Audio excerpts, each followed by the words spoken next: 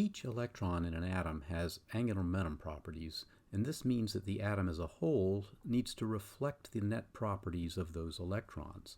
Now, one way we can do this is by creating labels that tell us something about those angular momentum properties. These labels that we've created are called term symbols. And as I have mentioned, when we have a multi-electron atom, these term symbols, while they may represent similar angular momentum properties, they are going to vary in energy. Now, how might we define these term symbols? They're basically labels, okay? And they're labels that tell us about the angular momentum properties.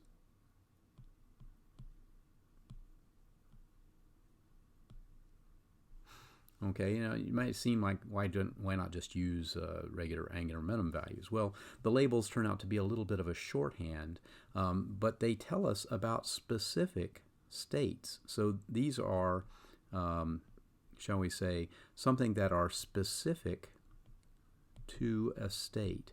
And each one of them will have its own energy, typically speaking. So the terms themselves are something that we will care about because it will tell us something about the energies of the system.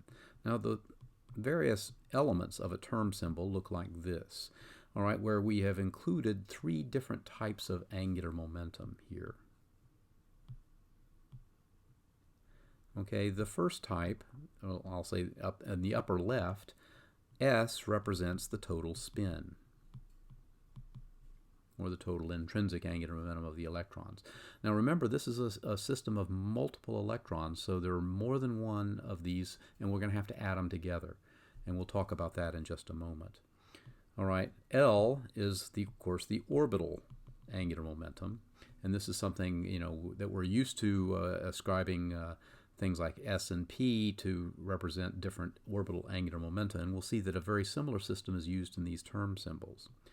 J is going to be the total angular momentum. Since we have two different contributors here to angular momentum in an atom, we're going to have to somehow combine them together to make a total angular momentum that will be valid for the atom. Now, I want to remind you of some of the properties that we have already learned about angular momentum operators. For example, they're commutators. Things like Lx and Ly do not equal to 0. They, in fact, equal IH bar LZ. Okay, and this is also true of other combinations of pairs of components. They don't commute with one another. However, all of the components commute, and I'll write this generically as L sub alpha, but alpha can be X, Y, or Z. These do equal 0. So in other words, we have the situation where the square of the angular momentum operator commutes with any of the components. However, since the components don't commute, what that limits us is that the eigenfunctions of the square angular momentum can only be shared with one of the components. All right. Now I'm going to define, so I can simplify the notation a little bit, I'm going to define the eigenfunctions of these angular momentum operators, which we write sometimes as the spherical harmonics. I'm going to define them this way. I'm going to write them as Lm, okay, where I'm giving the angular momentum quantum number and its projection on the z-axis. And I want to make sure that you have correctly identified m as the projection on the z-axis. We're going to be using Lz as our quantization partner. So what this means is that for a given value of L, we can have several m values that range from 0 plus or minus 1 and up to plus or minus L. All right, so there's a total of 2L plus 1 different m values. Now another thing I'm going to do is I'm going to specify this as m sub L so that we always associate these m values with the value of the orbital angular momentum. The reason I do this is because we also have this intrinsic angular momentum, or spin, and we tend to associate its projection on the z-axis with another value of m, which I'll call m sub s. So we'll be able to differentiate between these two projections on the z-axis simply by using the subscript. All right, now when we do something like this, I'll remind you that the L squared operator, when operated on its eigenfunction, gives L times L plus 1. Now I'm going to do everything in atomic units, so if you will allow me, I'm going to omit the factors of h bar, in this case h bar squared, and just write it like this. All right, well, this is in some sense a measure of the length of this vector. Remember, the L operator is a vector operator. So if this is a measure of L squared, then a measure of L would be the square root of this, or square root of L times L plus 1. All right, so what that means is if I have, for example, little l equal to 1, then the length of the corresponding vector is going to be the square root of 1 times 2, or the square root of 2. All right, so how would we depict this if we were to draw a little diagram? Well, let me draw something over here, and this is a diagram that is very popular in chemistry and physics.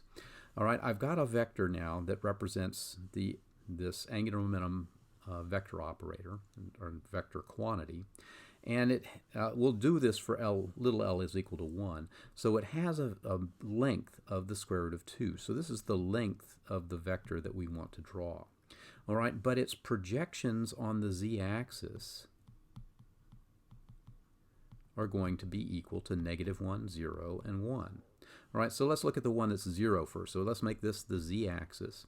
I've got a vector that has length square root of 2, and it has a projection of 0 on the z-axis, so maybe that would be this vector. Okay, so this is the m sub l equals 0 component. All right, for 1 and for -1, they'd be up here and down here, but it still has this length. So what I want is a vector of that length that has that projection, and a vector of that length that has this projection. I haven't drawn that very well, sorry. All right, so this is the one for m sub l equals +1, and this is the one for m sub l equals -1. All right, now we're used to thinking of vectors as being very static, and this is where they are and that's all there is. But remember, in quantum mechanics, since these things don't commute up here, that means we cannot actually specify the components of Lx and Ly for these vectors. All right, so what does that mean? It means any values of Lx and Ly, will look the same. Okay, so let's call this the y-axis and this the x-axis. So any of these values in the plane perpendicular to this page would be valid values for these particular angular momentum vectors. Okay, so what does that mean? Well, it means that any of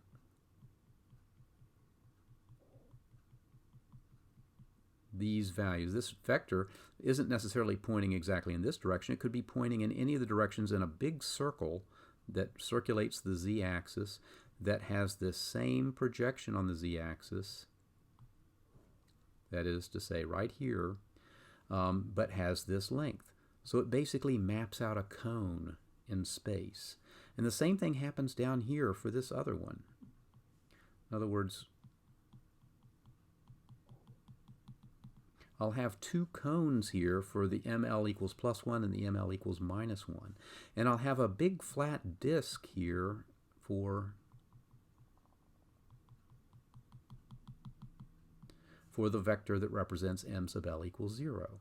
So in fact, what I have is not a static vector here, but I have these cones of vectors. Now, I'm presenting this because this is something that is shown a lot, and it's helpful to see this because it's really emphasizing the quantum mechanical nature of this angular momentum. All right. You can imagine, though, that it also complicates adding these things up if we're adding up these vectors. But we're going to think about our addition of vectors in a more classical way. So I won't be making use of this cone picture, but you'll see cone pictures like this where the cones are sitting and stacked on each other and showing them adding up to form cumulative angular momentum type of vectors. All right, so when we have more than one electron in an atom, and let's say we have let's say we have 2 just to make it simple, then I might write the total angular momentum vector is going to be the angular momentum, an orbital angular momentum of 1 plus 2. Or another way this is sometimes written is to sum over I, L sub I, where this is really the orbital angular momentum for an individual electron. Okay, but those orbital angular momentum vectors, can be pointed anywhere on these cones that you want. But let's say that they happen to be aligned on the cone. All right, when we add them up this way, this is basically the maximum value that we can get when the two are aligned with one another. All right. Okay, in this maximum value one, then we could get, for example, for 2 electrons, the maximum value would be, say, the absolute value of L1 plus L2. Okay, the minimum is going to be when they're pointed in opposite directions. So, in other words, the first one might be pointed in this direction and the second one in this direction, and so they would add up and cancel each other out. Although in this case, we're talking about 2 cones like these 2 written up here that would be in opposite directions. So L min is going to be basically the difference between these 2 values. Now I've put absolute value signs on here because I'm not making any assumptions about which one of these is larger and which one is smaller. But the value of this length, this is really a length for this angular momentum vector, has to be a positive amount, and it's going to vary between these 2 extremes. All right, so what we'll find is that the possible values for the orbital angular momentum are going to range from the difference in the values, and this is just for 2 electrons that I'm drawing here. Then the next larger one would be this plus 1, and so forth, up to a maximum of the sum of the 2. We can't create a vector that's larger than the sum of these 2 vectors. All right, so these are the limitations that we would have for the orbital angular momentum. Now we're going to do something very similar for spin. And I'm not going to go through a detailed argument drawing vectors, but I hope you can see that the possible values for the spin, and this is for multiple spins. So again, I'll write the expressions for 2 electron spin, which are particularly easy, but in fact their possible values are going to range from the difference in their spin values up to the sum of their spin values. So you can imagine that if I have just 2 spins and their values are in fact the square root of 1/2 plus 1/2 times 1/2 plus 1, that's the square root of 3 over 2, would be the length, if you will, of each of these vectors, that this will prescribe. It will prescribe the limits that I can have for those values. Okay, now what we're going to really care most about, though, are the projections on the z-axis.